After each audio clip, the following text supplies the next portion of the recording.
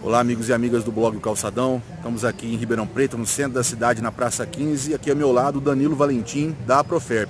Estou aqui com o Danilo para a gente conversar um pouco a respeito do processo de terceirização da educação infantil e a problemática que está acontecendo lá no bairro do Cristo, na zona oeste de Ribeirão Preto, que parece que aquela creche que foi prometida ainda não saiu, né, Danilo?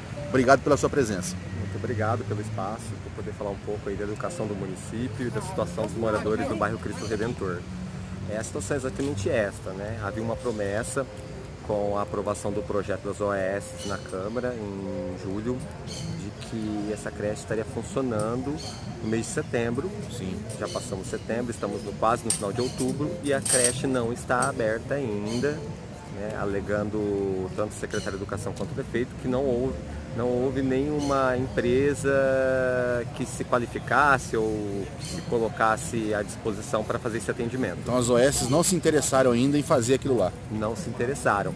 E o que a gente tem de informação oficial, inclusive, do próprio secretário, é que vai haver um plano B do governo, no sentido de alterar a própria lei, né, o caput da lei, no sentido de se adequar ao marco regulatório da cidade, que quem já faz esse atendimento da educação infantil são as filantrópicas. Então seria adequar o projeto, que é somente para as OS, e nesse caso adequar a possibilidade das filantrópicas poder fazer esse atendimento. Então o prefeito vai fazer um remendo na lei para não cumprir aquilo que ele tinha que cumprir, que é chamar as pessoas que já estão no concurso esperando e fazer a responsabilidade do poder público, que é dar uma educação pública de qualidade. Você acha que o prefeito faz isso? Essa tentativa, inclusive, de fazer um remendo para continuar o processo de terceirização por ideologia ou porque isso é uma forma nova de gerenciar a cidade? Danilo, o que você acha? Eu penso que isso é um processo político de uma conjuntura internacional, nacional do capital, né? Sim. De políticas neoliberais, que nada mais é que a transferência dos recursos públicos para instituições privadas, né? É um governo que é comprometido, né, com a classe empresarial, mas a empresarial entreguista, no caso, né? Sim. É um governo que é comprometido com o agronegócio e é um governo que é comprometido com a educação mercadológica e com a precarização da educação e das condições de trabalho. Lembrando que há um projeto já no estado de São Paulo, do governo do PSDB, desde a década de 90, Sim. isso, né, vem sendo implementado. São as políticas neoliberais, que isso nada mais é que um experimento que já foi feito em vários municípios do estado de São Paulo, no Brasil inclusive, sendo aplicado em Ribeirão Preto. Trago um dado que o secretário municipal de Educação coloca que agora a previsão é para fevereiro do ano que vem. Olha né? aí. É importante resgatar essa discussão, porque no meio do ano passado a Câmara, inclusive, antecipou o recesso. Os vereadores governistas chamavam a todos nós que defendíamos que fosse um processo de educação pública e não terceirizado ali, que nós estávamos torcendo contra e atrasando um direito que as pessoas daquele bairro tinham. A creche não saiu. O prefeito vai fazer aí um puxadinho, um remendo na lei para continuar o processo de terceirização.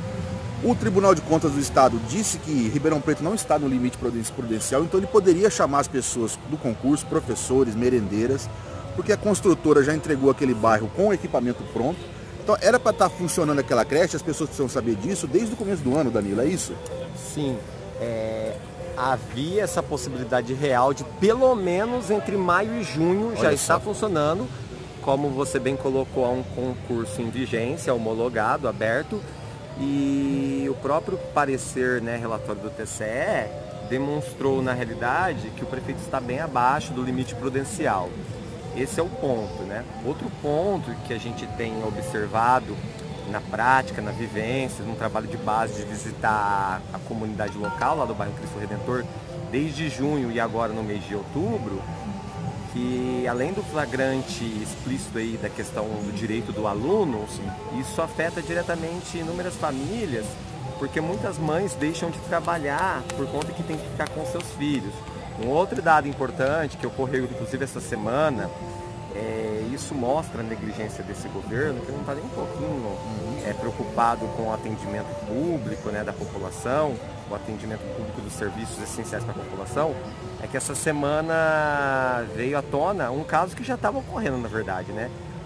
Crianças que se deslocam do bairro Cristo Redentor, pegam um ônibus com um familiar menor de idade, sim, porque a família não tem condições de colocar um maior de idade para levar, então coloca um menor de idade para se deslocar do bairro Cristo Redentor, nesse caso até o Quintino Face, sim, e nesse caso essa criança ficou dentro do ônibus e foi parar na polícia porque...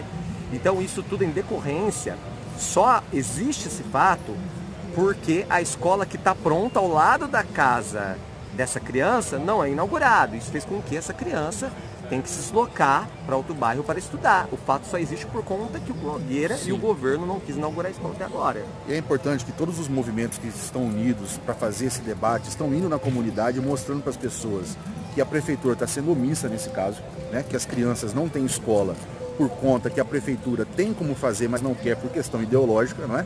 E também conscientizando as pessoas de que educação, saúde, moradia, previdência, é tudo um conjunto de direitos sociais que estão sendo transformados em mercadoria e quem mais sofre com isso são as pessoas, como as pessoas do bairro Cristo, né? Esse debate vai ser importante, inclusive, Danilo, no ano que vem, que é um debate eleitoral, e esse trabalho de conscientização que vocês estão fazendo é muito importante.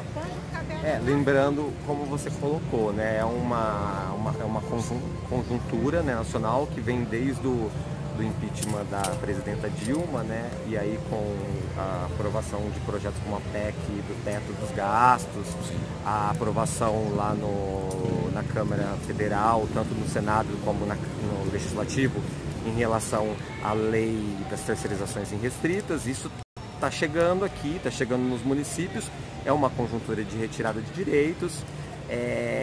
Não se iludam o que está acontecendo agora. Se o Nogueira abandonou a cidade intencionalmente, propositalmente, durante quase 3 anos, não se iluda se agora ele começa a colocar algumas obras na cidade visando as eleições do ano que vem. Isso tudo, sim, existe um projeto de reeleição na pauta do dia, em que o prefeito nem está, na verdade, muitas das obras da cidade são frutos, inclusive, de acordos, sim, e de situações que foram aprovadas, inclusive, no governo Darcy Vera, governo antigo, e que agora o governo, na verdade, o governo cria um problema para trazer uma solução, mas na verdade é uma solução que muitas vezes, no caso, na falta até de professores da rede municipal, ele apenas está recompondo um quadro que ele sempre foi obrigado a recompor, um déficit previsto na LDB e na Constituição. Então, ele está fazendo nada mais que a obrigação dele, sim, o que às vezes pode passar a impressão que ele está fazendo alguma coisa na cidade, o que é uma mentira. A cidade está abandonada na cultura, na saúde, na educação. Haja visto o próprio posto também do Cristo Redentor, exatamente, que não foi construído também por ele, diga-se de passagem, pela construtora Pacaembu, sim, entregue desde o começo do ano como a escola. A diferença é que a escola até agora não abriu, o posto abriu como forma de propaganda eleitoreira, e o surreal dessa história é que ele abriu o posto por meio período, só no período da manhã. É isso que eu ia falar, exatamente, né? Ô Danilo, muito obrigado pela sua presença. A gente vai continuar acompanhando a luta de vocês em defesa da educação pública e em defesa dos direitos sociais, que é, como eu já disse, um direito da população. É importante fazer esse debate. O blog Calçadão faz essa crítica importante ao neoliberalismo, uma crítica importante ao Nogueira e também àqueles candidatos que vão se colocar como oposição ao Nogueira, mas que na verdade representam o mesmo projeto. A gente vai estar de olho nisso e o nosso compromisso aqui é defender os direitos humanos e os direitos sociais incluídos nisso. A gente te agradece por mais uma vez se colocar aqui, contribuindo com o nosso debate. Obrigado pelo espaço e obrigado por a gente poder falar um pouco da educação municipal e denunciar toda essa situação que prejudica principalmente a classe trabalhadora, a população mais carente, né, que depende dos serviços públicos da cidade. Sim. A gente volta, o Danilo volta no blog, sempre discutindo esse assunto. E se você gostou e quer mais vídeos assim, se inscreva no nosso canal. O Danilo já se inscreveu, né? No canal do YouTube. Se inscreva no nosso canal e vamos continuar esse trabalho. Muito obrigado.